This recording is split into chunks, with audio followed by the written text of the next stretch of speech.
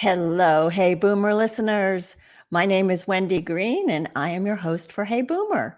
And from wherever you are listening from, we are welcoming you and glad to have you on today's show. And today we're going to talk about reinvention. So, what does reinvention mean to you? The definition I found is that it is the action or process through which something is changed so much that it appears to be entirely new. Would you say that retiring as a police chief to become a full-time artist and writer is a change that appears to be entirely new? I think the key word here is appears. We take ourselves with us through whatever changes that we make. And during a transition from a full-time career to whatever is next, we will probably change some of our behaviors. We will probably change some of our attitudes about what is possible and some of our attitudes about aging. But we don't become someone entirely new, do we? I think we evolve. I have been through so many transitions in my life, and I know every transition has been an evolution. I learn new things about myself. I gain new strengths and insights. I reset my beliefs about what is possible, what I need, and what I want. Transitions are a time for introspection and growth and new doors opening. Today, we're going to talk to John P. Weiss about what his transition was like from full-time policing to becoming a full-time artist. And if you did not get a chance to read his newsletter this week, I'm going to encourage you again to subscribe. Each week, I look forward to receiving his newsletter, and I know that you will as well. So I'm going to share his website information with you at the end of this show so that you too can subscribe and take advantage of that. Before I bring him on, I wanted to share some of my never too old stories with you. And as you know, I always ask if anybody out there has a wonderful never too old story to share, please email me at wendy@heyboomer.biz and we'll get that story on the show.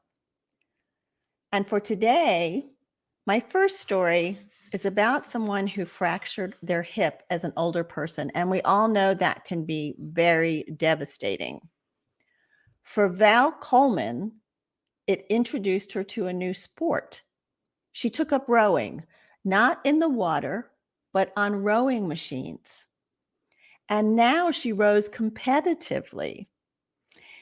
At 93, Val currently holds the world record for women in the 90 to 94 age group for rowing on rowing machines. Who knew there was a competition for that? Val jokes it was the nursing home or get better. And fortunately for her, she found rowing as a way to get better. Val tells us, I would say to everybody, the older you get, the more exercise you need. From 60 on, you've really got to try harder and harder. For my second story, I want to introduce you to Fred Kirsch. Fred has been a sports writer for the Virginian Pilot newspaper in Norfolk, Virginia. And in 2004, at the age of 62, he saw the writing on the wall. Newspapers were downsizing, and he wanted to be prepared. So Fred went back to school to study anatomy and physiology, and he signed up for the personal trainer certification through the American College of Sports Medicine. When the buyout came from the newspaper, he thought he was ready. But the local gyms and sports clubs did not seem interested in hiring a trainer who was 66 years old. But a year later, took him a year, he found a position at the Lifestyle Center at the Chesapeake Regional Medical Center, and there he's working with people recovering from heart surgery, hip replacements, and other medical issues. And most of his clients are in their 80s and 90s, and he feels that his age, he's now 69, really helps him connect with them. So our never too old stories for today remind us to keep moving, make some form of exercise a part of your life, and you can reinvent yourself and find new ways to be of service. And like I said, today's show is about reinvention. So all of you wonderful people listening, if you know somebody who is in that process or looking for some creative inspiration, tag them, tell them about the show, have them join us and listen live, or point them to the podcast and the recording, and they can hear it later. And with that, I want to bring John on. Hi, John. Hi, good morning, Wendy. How are you? I am great. So glad. I'm so excited to have you on today's show. Well, it's a pleasure, and what a great lead-in, too. I love what you said, we carry ourselves with us. That's so true. We do, don't we?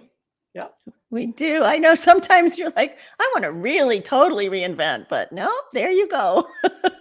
Well, we're so many versions of ourselves over the years, and we forget that. There's still the 10-year-old child in us, and the 30-year-old, and the 40-year-old. So true. So let me tell them just a brief bio of you, John. He is, as I said, a retired police chief with the Scotts Valley Police Department in Northern California and spent 26 years in law enforcement.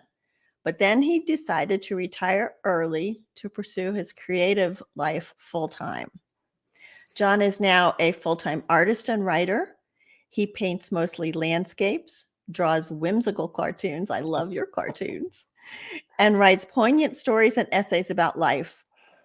John is the author of An Artful Life, Inspirational Stories and Essays for the Artist in Everyone, and the cartoon art of John P. Weiss. And I look forward to his newsletter every Saturday, like I said, which includes some of his essays, some artwork, generally a cartoon, and a book recommendation. Got to recommend those books. I love that. You are a prolific reader for sure. So I'm curious, John, what was the defining moment when you finally decided to retire and pursue art as a full-time pursuit? You know what? People have asked me that before. Was there one defining moment? And there really wasn't. It was more a culmination. I'd been in law enforcement 26 years. The last 10 years of my career, I was the police chief. So I really was less of a police officer, like in uniform, and more of a politician. A lot of police chiefs, we wear suits, we go to city council meetings, it's hiring, firing, budgets, a lot of meetings, things like that. And I'd reached a point in my 10th year as police chief where I just felt ready for a change. The department was in good shape, the staffing was good. A lot of the technological changes I wanted to bring on board in the department had happened. And so the timing was right. I had good people ready to take on leadership positions in the organization.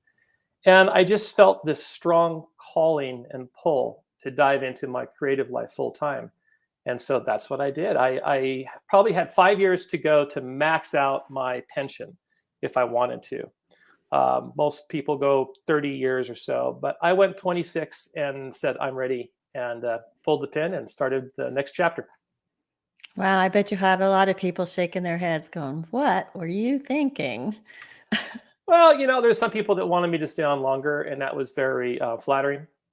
But there was plenty of other people that knew me and knew my many interests in the creative arts. And so they understood. And, 26 years is a fine measure for a career. And the timing felt right, and my family was supportive. So I'm curious, if you always had this creative interest, what drew you to policing in the first place, to law enforcement? My father. I think, like a lot of young people, we have dreams. I was in a rock band. I played classical piano growing up. I wanted to be a rock star for a short while, and I was always drawing. And my father, who was a very pragmatic, conservative man, was a judge. And he always told me, John, it's great that you love art. You should pursue it, but have something to fall back on. Get a good education. Find a career that is reliable and stable. And then you can parallel with that your passions. And if the passions take off, great. You can make a decision if you want to transition. But have something to fall back on. Don't put all your eggs in one basket. And then if that fails, where are you? So he encouraged me to get an education. I wasn't sure what I wanted to do. He was steering me towards the law. Mhm. And so I was in high school, and we had a deputy sheriff came to our high school class, our government class, and he spoke about his career in law enforcement. And I thought, wow, that sounds so exciting and challenging and different, and every day is a different day. And I thought that could be really exciting. And so I studied criminal justice administration in college. And then when I graduated with my degree, my father talked me into going to grad school. I was just really anxious to dive into law enforcement then and start my career like my friends were in school. Right. And he said, no, just invest 2 more years, and it'll pay off down the road in your career.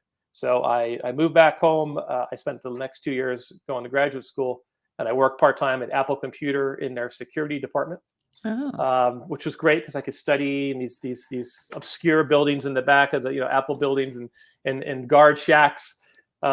And I got my master's degree, and then I dove into law enforcement. So it was really just being pragmatic. My dad wanted me to be pragmatic. He never said, don't pursue art. He was always supportive, but he wanted to make sure that I had something stable to fall back on. So that's interesting because I think most of our parents in that age group, my father as well, I wanted to study one thing and he said, no, you should do this. I didn't Yeah. listen as well as you, but did you give your son the same kind of advice? Yeah, I always told him the same thing, more or less. But I told him, you really have to want to find something that you can enjoy doing. It doesn't have to be, your passion. In fact, sometimes that can be a bad idea, is to try to chase your passion. If your passion is, writing poetry, great, but it may be very hard to make a living at that. So I think it's better to find a career that you can pursue that interests you and that provides some security. And then while you're doing that, you can always moonlight and pursue your passions as well. And a lot of times when people pursue a career, it turns into a passion and they don't realize that. I think I mentioned to you the other day, we were talking, Cal Newport wrote a book, So Good They Can't Ignore You.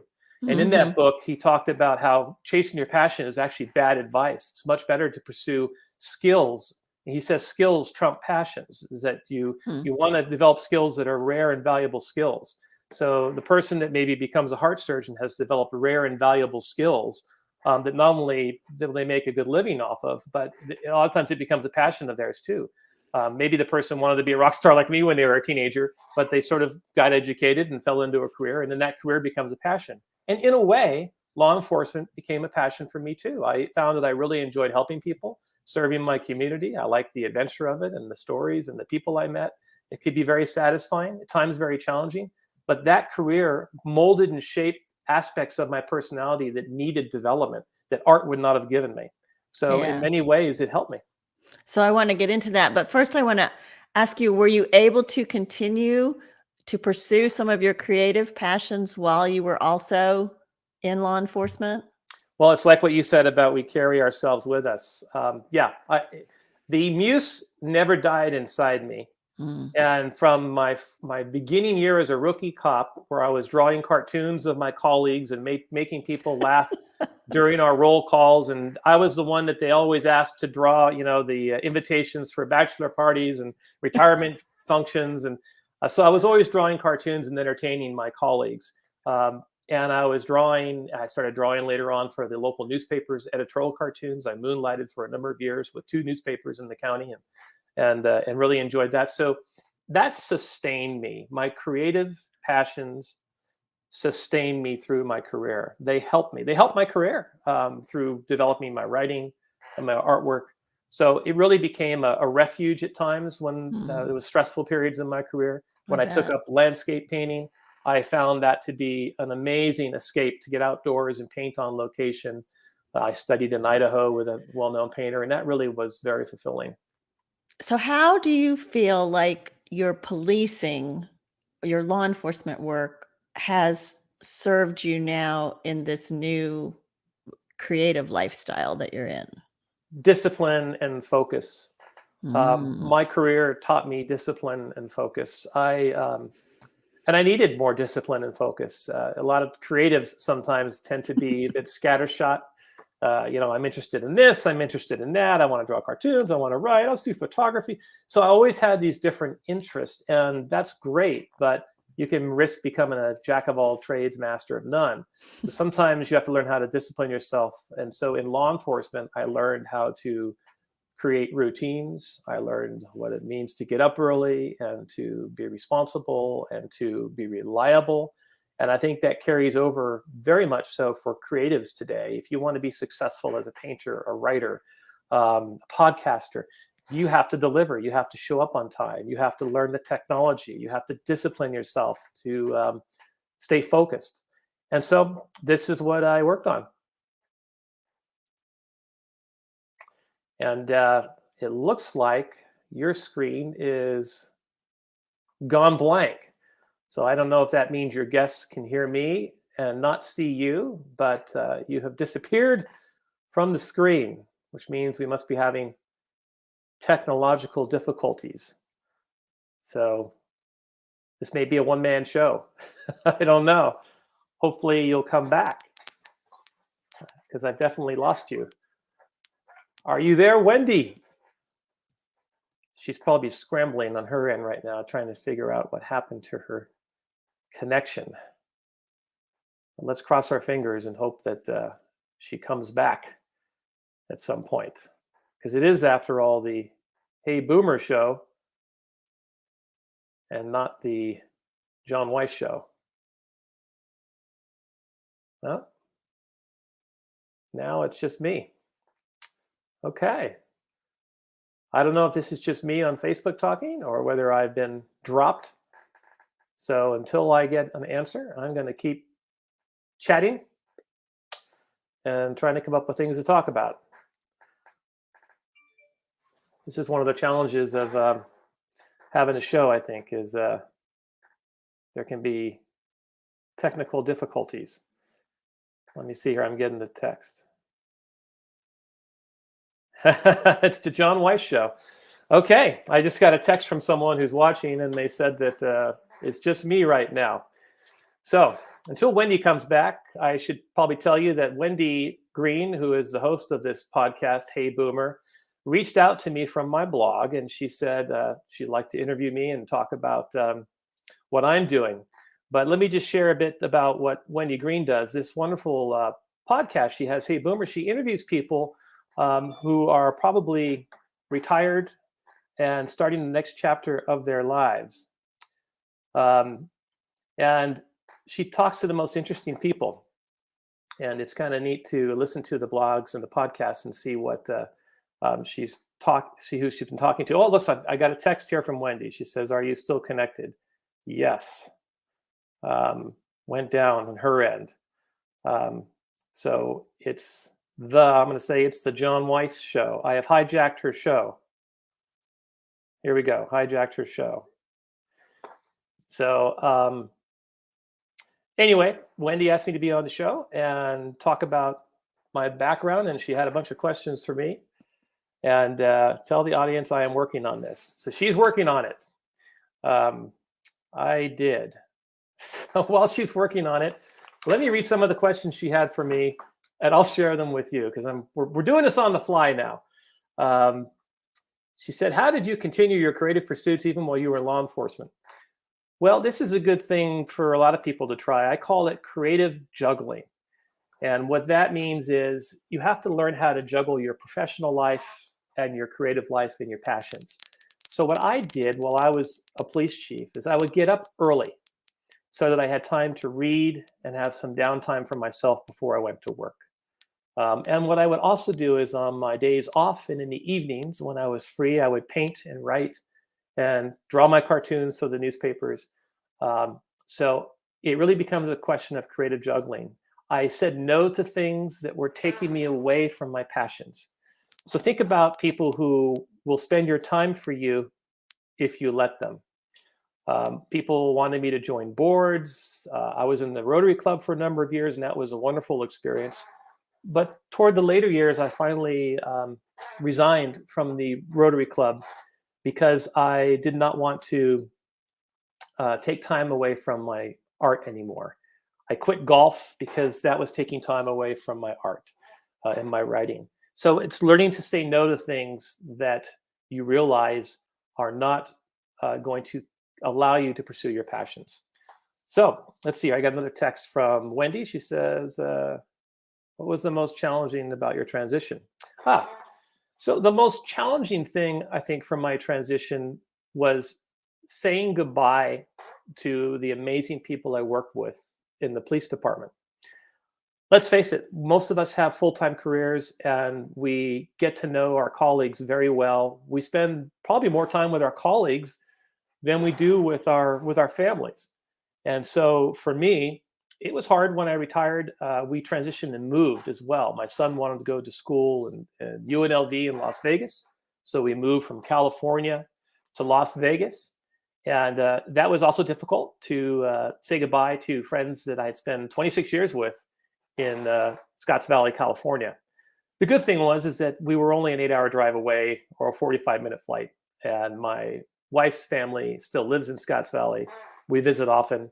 I talk to my friends regularly. And today with technology, you can live virtually anywhere. And thanks to Zoom and Skype, there's always a way to connect. So I found the transition away from work not that difficult. The stress of being a police chief and having those responsibilities, I didn't miss. I missed some of the experiences that came with being the police chief and working with the other professionals in my department, the emergency dispatchers, the officers, detectives, my captains. But overall, it was so exciting to dive into the next chapter of my creative life that I didn't have it that hard of a time transitioning. Let's see. Another question that Wendy had for me is, did you have a backup plan? Not really. I knew that when I retired, I would have a pension and medical benefits and that I would have income. So that made it easier for me to make a transition than somebody who is maybe mid-career, where it's much more risky to leave your career and start in something completely different. So I didn't have a big backup plan. My main plan was I could always consult in law enforcement. I knew other police chiefs that had taken on consulting positions with either private companies or other law enforcement agencies. I knew I had that as an option from my background and experience, but I didn't really want to do that. I loved my career. I was proud of it, but I was ready to do something new. I was ready for the next chapter. There is a author named David Brooks who wrote a wonderful book called The Second Mountain, The Quest for a Moral Life. And David Brooks talks about how a lot of us start our careers, our lives, chasing that first mountain. And it's a mountain that society tends to support. And that is a mountain of professional success, fame, having some stature, some recognition, happiness. And so we chase our careers, we seek those promotions, we seek more income, more recognition. And we do these things to feel good about ourselves and to be successful. And we finally get, hopefully, to the top of that first mountain. And we look around. And what do we see? We see that we're not happy. We see that we're not perhaps fulfilled. It isn't that we're not proud of our career. It isn't that we didn't appreciate our accomplishments and the things we've done. But for some reason, maybe we're not quite satisfied or happy. And according to David Brooks, that's when we have to climb down that mountain and go search for our second mountain. And the second mountain is all about becoming other-centric instead of self-centric. In other words, when we retire, that's often when we have an opportunity to chase that second mountain, to figure out what it is we really want to do. Maybe our whole life, if you're like me, you had this creative person inside you that wanted to write and to paint and to draw cartoons and to shoot artistic photography. So in my second mountain, I finally have that opportunity to throw myself into that completely. And in doing so, I am able to hopefully entertain and inspire other people and help other people to find fulfillment and chase their creative dreams. And this is what I think David Brooks was talking about in his book, The Second Mountain, about learning how to help other people and how to find that more fulfilling life. That, I think, is one of the deep and wonderful joys about retirement, about starting that next chapter of your life. Some people are happy to rest on their laurels, and there's nothing wrong with that. They retire, they golf, they travel, they enjoy their family. And so they basically kind of status quo, and that's fine. If you're happy and you're taking care of your family, great. But I know a lot of people, they have more they want to do. They have something inside them that they want to pursue. And so my advice is, whatever your passions are, maybe you put them on hold during the first chapter of your life. My advice is, go for it. Chase that second mountain and experiment, try new things. Let's see, Wendy sent me a text. I see you on Facebook. Tell us what your dreams are 5 years from now. Okay.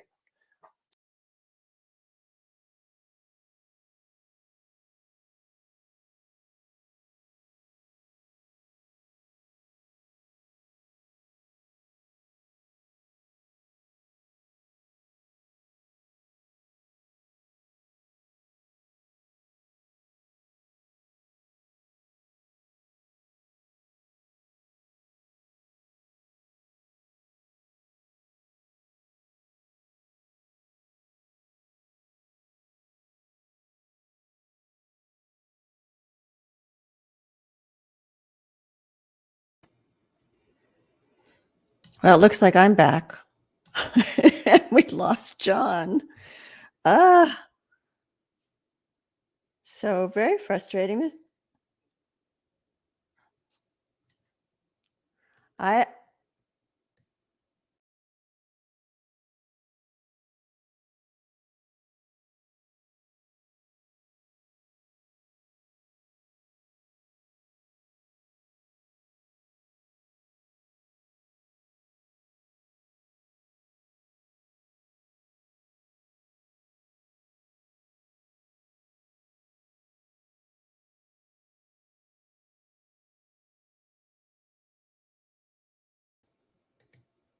Oh, we're both back. Hey, you got to love it. Technological difficulties. You are such a pro, John. Thank you so much for continuing the conversation. Holy cow. I got to hijack your show for a little while. It was the John Weiss show. Now I get to go back and listen to all the wonderful advice you gave. I had visions of you in the background, with microphones flying. I had a good friend of mine, Elisa, who's texting me, that's listening to the show, and she's saying, hey, she's out. It's just you. And I didn't know whether it was just me on or not. I didn't know if we both went down, so I just kept talking. I have never had that happen before, and all these wonderful people that came to watch you. So please come back, because this never happens. Oh, it's fine. I think people know that technology. We just watching international news. You turn on a cable show, and all of a sudden, people go out. It happens. Isn't that true? So I think when I saw, when I was watching Facebook trying to come back, you were just getting ready to talk about what your dreams are for the next 5 years. Is that right? Yeah, I think I got your text on that.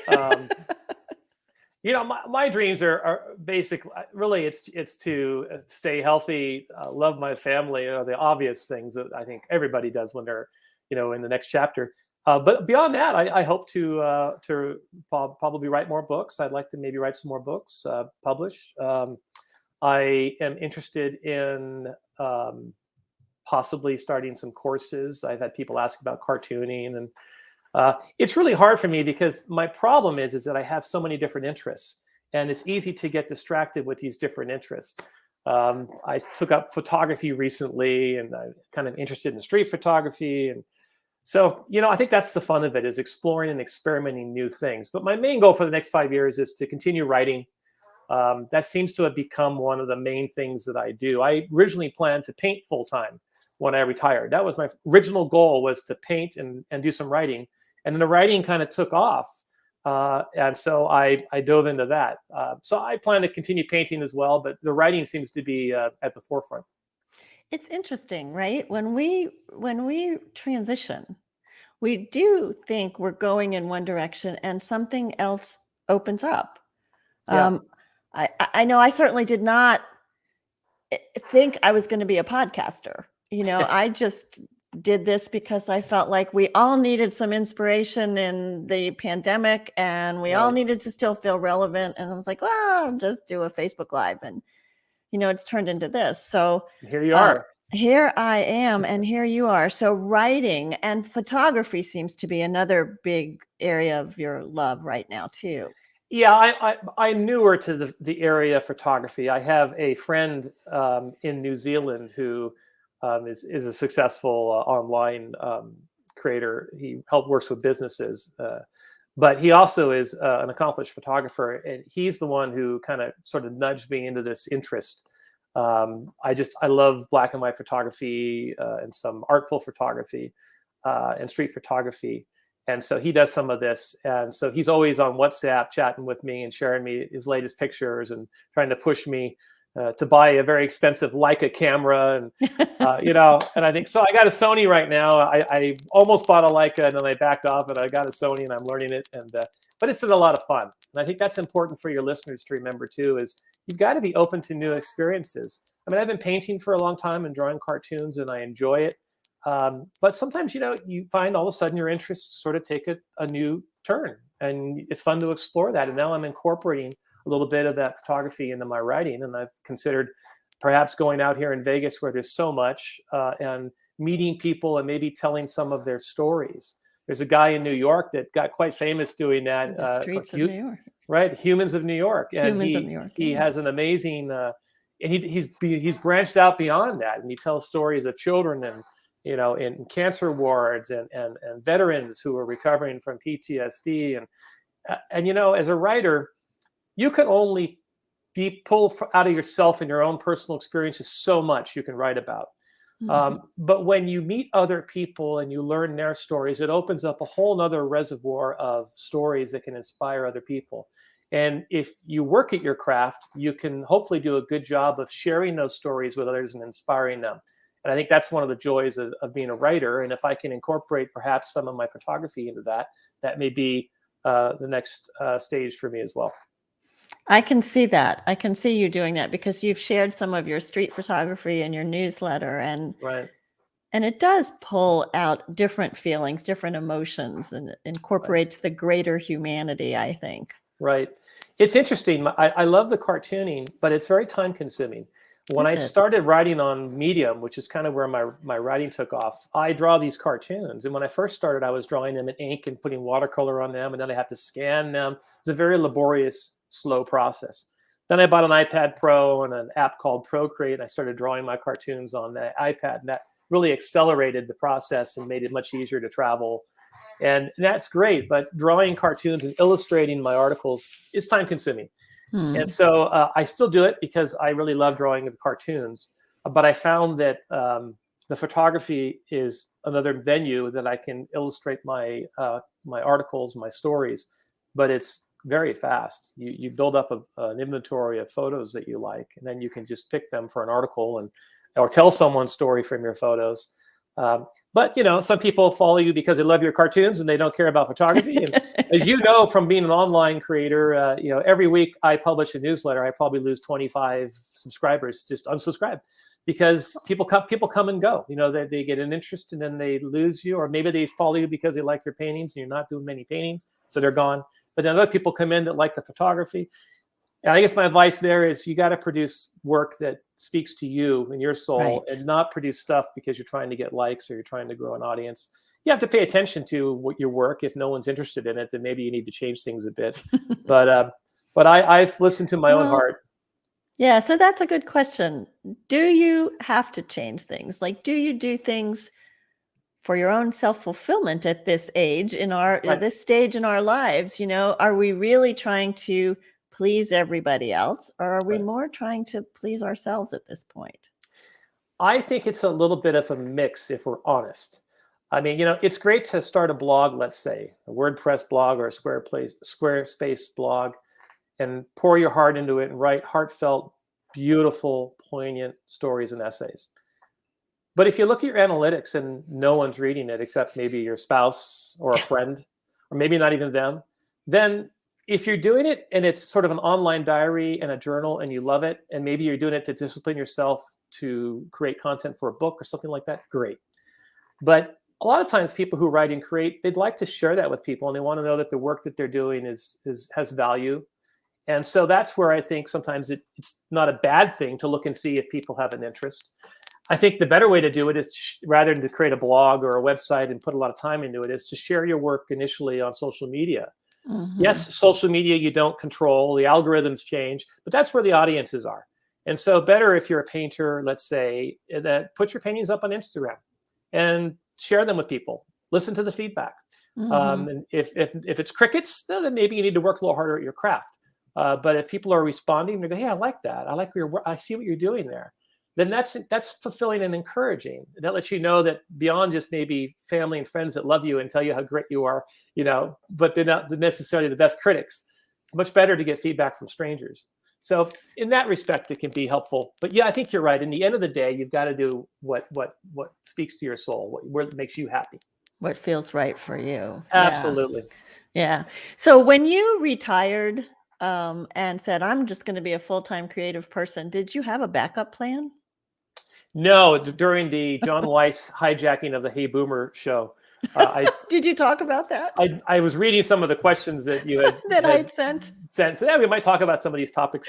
So I mentioned briefly that I didn't really have a big plan, and part of that was I was far enough along in my career that I knew that my pension and my benefits and all that were enough to sustain my family, and so I didn't have to fret over how am I going to make a living. So I didn't have to worry about a backup plan as far as making an income. But still, my main plan was to dive into my creative life. And my only backup plan was if I felt like I needed to make an income or to supplement my retirement income, I could consult. A lot of police chiefs go into consulting, whether it's with private companies or other cities or departments in one form or another, and leverage those years of experience. But I didn't really want to do that. Loved my career, spent 26 years in it, but I really wanted to do something different. I was ready to completely start a new life, and I haven't regretted it for a minute. So you talk about the discipline you learned in law enforcement, and now you're this creative. Can you give us an idea of what a day in the life of an artful life looks like? Sure. It's not very exciting. It's getting up in the morning. The first thing I do is take my dogs for their morning walk. I joke with my wife and say I've gone from serving a city council in a city to serving 2 dogs and a cat, because it seems like these animals, they have me wrapped around their paws, So I'm up in the morning and I'm having my coffee. I usually start the day by reading the newspaper online on my iPad and catching up on the news. I've sort of shunned cable news a couple of years ago. I got so fed up with the bickering and the partisanship, and it just got to be so. And me being a news junkie for many years in my career, at first it was kind of hard because I like to keep up on everything, but I found it's much faster to just read the morning news online and spend an hour and not have to listen to it repackaged looping all day long. Mm-hmm. So I would read my morning paper, walk my dogs, and then I like to read in the morning. Sometimes I seem to get the creative juices going, and then I dive into usually writing after that. And I'll write until about noon, take a break, because by then the dogs want their lunch and their next walk. And God bless those dogs, because, they get me out of the house. I'm a bit of a hermit. I have a good friend of mine, Bruce, who says, John, you're too much of a hermit. You got to get out more. I guess maybe having had such a social career for so long, being involved with so many people and almost over-socialized out of necessity, being a public figure, that I rather enjoy my privacy and my downtime at home and my office and my library. But I do get out of the house quite a bit and go shoot photography now. And I like to work out. So I have a home gym and I work out midday. And then in the later afternoon, I'm usually back at it doing either artwork, more reading, or some painting. And then in the evenings, I try very hard to get done around 6. My wife's a nurse. She's an amazing nurse, and she works 3 days a week. Mm-hmm. And so those 3 days, even though I am not a chef, I make dinner for us those 3 days. So she gets home, my son and I and my wife sit down and have dinner, talk about our day. And then we do what's called pack time, which is where we sit down usually in the living room and we'll watch a program on television or read, hang out with the animals. Sometimes I'm on my laptop and we'll sneak in some time to do some work. And that's when I will allow myself to go down some YouTube rabbit holes and watch videos of photographers I'm interested in or artists. So that's pretty much my day. And I do that Monday through Friday. Saturdays are my busiest day because I put out my newsletter on Saturdays. So Right. if I have had writer's block or a problem getting an article done that week, then sometimes I'm catching up on Saturday. Sounds like a pretty nice day. And the dogs enjoy it. I have to say, I feel very blessed. I remember many times talking to my mother in the last year or two of my career, where I would visit with her. I used to visit her every Sunday and take care of her and tell her, Mom, I love my job, but I'm so anxious and ready to have more time for my artwork and writing. And I worked very hard to what I call it creative juggling, where I'd have to juggle free time and say no to certain things. Mm-hmm. I talked about this too during our little technological. And so my mom used to say, that time will come, John. That season will come, and it has arrived, and it's worth it. And I still, if my dad were with us, I'd give him a hug right now, because his advocacy to follow a career that was reliable has enabled me to have the luxury to retire in my 50s and start another career as a creator and not have the stress of having to worry about how I'm going to pay for the mortgage or the car. Mm-hmm. I'm not a rich man in terms of money. I'm comfortable, but I feel like I'm rich because I have my health. I have a wonderful family and friends, and I'm allowed to do the things that I love to do. Yeah. And we're richer for knowing you. So thank you for that. Well, thank you. As I said, go to John's website, johnpweiss.com, and see all the stuff he does, but definitely subscribe to his newsletter. I cherish getting that newsletter every day. I mean, every Saturday. Well, thank you, Wendy. Yeah. And kudos to you too for what you're doing. There are a lot of people that reach retirement and they don't know what they're going to do next. Sometimes they're adrift. Sometimes it's hard to let go of our professional lives and the titles we've had and the responsibilities. And we can sometimes fall into this feeling of irrelevancy. And the only way out of that is to dive into passions and family and decide what you want to do next. And there's so much out there. And I think your listeners shouldn't be afraid to experiment. Because like this lady you mentioned, the rowing. I mean, my gosh, who knew, and now she's competing in rowing. I mean, there's people that had amazing second chapters. People live so long now. It's like, oh my gosh, dive into it. Try different things until you find that thing that makes your heart just go a twitter. Yeah. And I think you're absolutely right. Try different things, because we don't always know what it's going to be in this next act, but it's limitless possibilities. So absolutely. Yeah. So thank you so much for being on this podcast today and for taking over for a little while. That was pretty awesome. That was a fun adventure. Thank you. So we're going to stick with the creative theme for next week. My guest next week is Hans Henrik Petersen, and he grew up in Denmark, was educated in the Royal Danish Academy of Art in Copenhagen. Wow. I know, right? Moved to New York in 1976 and began his career as a graphic designer. And in 2005, he also felt compelled to go back to his full creative life. And now he's an abstract expressionist painter. Wow. Yeah, and he shows in galleries, and designers use his work when they're designing homes. And so I think that is going to be a very interesting conversation as well. Yeah. So well, tell him if you have any technological difficulties to call me. I'll give him some tips in case he has to do a one-person show for a little bit. Golly, I hope that doesn't happen again anytime soon. Like I said, it's never. We lost internet once, and I had a musician on then, but we completely went down. He went down. Oh, no. Everybody went down. But yeah, so it was fun. You were great. So if you like what we're doing on Hey Boomer and you want to support the creative lifestyle of Hey Boomer, you can buy me a coffee.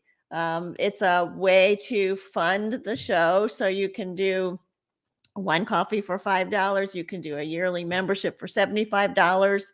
It's at www.buymeacoffee.com/HeyBoomer0413. April 13th is when we went live for the first time. And join our Facebook group.